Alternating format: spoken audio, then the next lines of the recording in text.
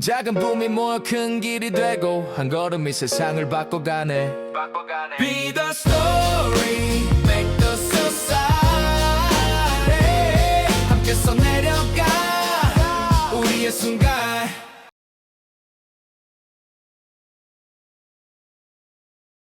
안녕하세요. 저희는 MS입니다.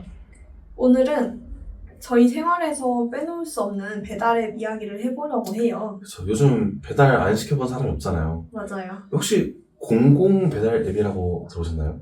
배달특급 말씀하시는 거예요? 네네. 저 알아요. 저 배달특급 많이 이용을 했었는데 그거 경기도에서 만든 배달앱이죠. 네. 수수료도 낮고 심지어 경기화폐까지 사용할 수 있으니까 되게 편리한 어플인 것 같아요. 그죠. 그래서 처음 출시됐을 때 일부러 이 어플만 쓰려고 했는데 뭔가 요새 점점 안 쓰게 되는 그런 느낌이 있어요. 그렇죠. 그래서 오늘의 주제는 이겁니다. 공공 배달 앱은 왜 활성화되지 못하는가? 그리고 그 속에 숨겨진 소비자의 권리 문제도 함께 이해해보려고 합니다. 네, 좋아요. 우리나라에서는 배달앱 시장의 현실부터 짚어볼까요? 현재 국내 배달앱 시장은 사실상 3강 체제라고 할 수 있잖아요. 그렇죠. 배달의 민족, 그리고 요기요, 그리고 쿠팡이츠. 그렇죠. 근데 이렇게 보면은 또 시장 점유율을 보면은 이제 배민이 거의 한 70%, 그리고 요기요가 20%, 그리고 나머지 쿠팡이츠가 10% 정도라고 하네요. 네, 그만큼 이 기업들이 음식점 사장님들한테 막강한 영향력을 펼치고 있다고 볼 수 있는데요. 수수료는 6%에서 12%, 그리고 광고비까지 더하면은 사실상 체감상은 15%라고 보면은 될 것 같아요. 그쵸. 근데 결국 이게 이제 음식값 인상으로 이어진다고 생각을 합니다. 이게 소비자가 배달비 4,000원을 내는 이유가 바로 이런 구조 때문이 아닌가 생각하는데, 그래서 이제 등장한 게 공공 배달앱입니다. 경기도의 경우 2020년에 배달특급이라는 어플을 사용해가지고 출시해가지고 수수료를 1% 지역화폐 결제 가능이라는 혁신적인 모델을 또 내놨죠. 네, 맞습니다. 저는 배달특급만의 그런 장점이 세 가지가 있다고 생각하는데요. 일단은 되게 현저히 낮은 수수료, 1% 정도라고 보면 되는데, 그래서 다른 어플보다는 훨씬 좋은 것 같습니다. 그리고 두 번째는 지역화폐로 결제할 때 5에서 10%의 캐시백이 있거든요. 왜냐면 보통 지역화폐 30만 원까지 10% 돌려주는 걸로 알고 있어요. 그래서 이런 할인 혜택도 있고, 그다음에 세 번째는 지자체 연계 이벤트도 있어요. 그쵸. 이게 실제로 안양에서도 2023년 이제 한 해 동안 이 배달특급이라는 어플을 통해서 한 24억 원 정도의 거래가 이루어졌다고 합니다. 게다가 음식점 입장에서도 일단 배민보다 훨씬 이득인 게 수수료가 1%이기 때문에 배민은 예를 들어서 3,000원의 수수료를 떼간다면 배달특급은 300원 정도만 내면 된다는 이런 이점이 있는 거죠. 이 정도면은 음식점 사장님들이 이 배달특급을 더 많이 쓸 법한데 왜 실제로는 그렇지 않을까요? 제가 생각하기에는 첫 번째 이유로는 바로 인지도 부족을 들 수 있을 것 같아요. 아직도 많은 사람들이 배달특급 하면은 이게 뭐야? 라는 반응도 많고, 그다음에 홍보와 브랜딩이 배달의 민족, 쿠팡이츠에 비해서 너무 현저히 홍보가 되지 않고 있습니다. 그리고 두 번째 같은 경우는 이제 사용자가 아직도 많이 적기 때문에 이런 음식들에 대한 리뷰가 많이 부족해요. 이게 사실 리뷰를 보고 주문하는 소비자들이 되게 많은데, 이 리뷰가 적은 어플에서는 아무래도 주문하기에는 실패라는 리스크를 떠안고 가야 되나요? 그래서 그런 부분들이 이제 소비자 입장에서는 좀 사용을 잘 안 하게 된 요인이 아닐까, 그런 생각이 드네요. 네, 그리고 일단 이 어플에 참여하는 음식점 수가 현저히 배달민족이나 아니면 쿠팡이츠만큼 많지가 않아요.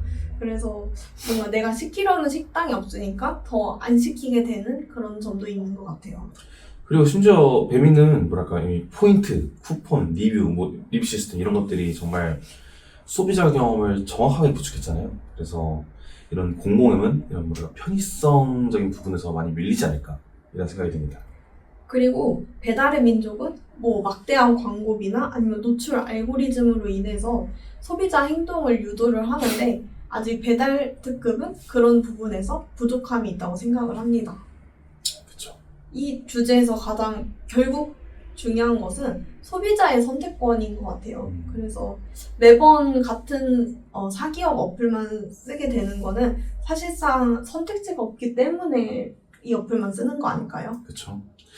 사실 시장이 독점이 되면은 가격이 오를 수밖에 없고 또 이제 소비자 권리가 침해될 수밖에 없는데 그래서 뭐랄까 이런 공공 플랫폼의 존재는 단순한 그냥 앱 하나가 추가된 게 아니라 어떻게 보면 시장 균형 장치 역할을 하는 게 아닌가 그런 게 더 중요하다고 생각합니다. 예를 들어서 독일이나 아니면 프랑스처럼 공공 배달 플랫폼이 민간 플랫폼과 협력해서 소비자 보호 기준을 만드는 게 우선이지 않을까 싶어요. 그래서 한국도 결국에는 이 공공과 민간의 협력 구조를 만들어야 될 것 같은데요. 이 공공의 기술을 업그레이드하고 그리고 민간 플랫폼이 수수료를 낮추는 이런 선의의 경쟁을 만드는 거죠. 어떻게 보면. 네, 맞습니다. 결국 배달 특급이 살아남으려면 저는 지자체 중심의 홍보가 필요하다고 생각해요. 어쨌든 간에 지금 상황으로서는 어플에 대해서 아예 모르는 사람도 많고 그렇기 때문에 일단 인지도부터 올라가면은 어플을 활성화시키는데 도움이 될 것 같아요.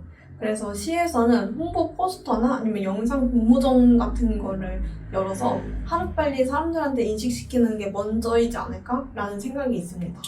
그것도 그거지만 저는 사실 앱 품질이 많이 좀 개선돼야 되지 않을까 싶어요. 이 사용자 후기, 위치 기반, 쿠폰 시스템 같은 뭐랄까 민간 어플 수준의 UX들이 업그레이드가 필요하다고 생각합니다.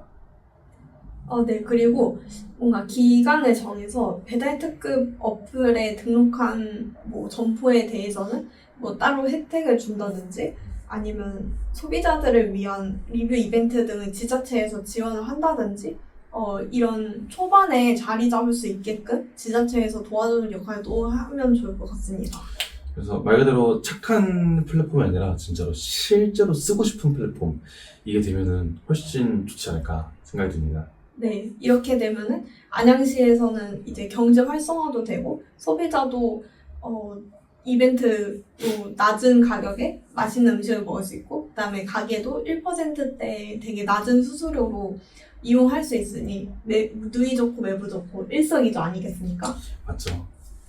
네, 결국 플랫폼은 기술이 아니라 사람이 만드는 거예요. 그래서 사람이 사용하고 사람이 직접 사용하는 거기 때문에 시민들이 이렇게 이용을 할 때 진짜 공공의 힘이 생기는 것 같습니다.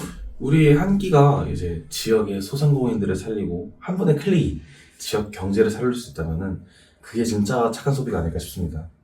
민간 어플도 좋지만 이렇게 공공 어플이 살아남으로써 선의의 경쟁을 하고 이런 구도가 만들어졌으면 좋겠습니다. 지금까지 BS AMS 였습니다. 감사합니다. 내려가 우리의 순간